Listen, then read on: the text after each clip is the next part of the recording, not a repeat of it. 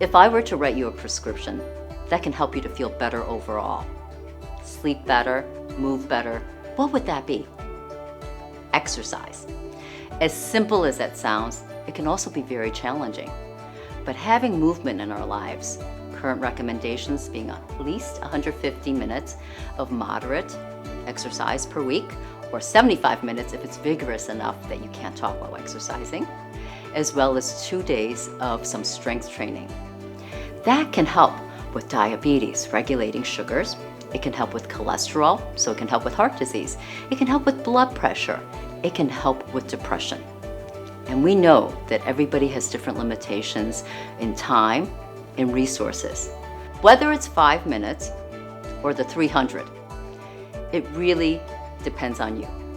But I encourage you, for the health of the body, for optimizing your well-being, to get moving.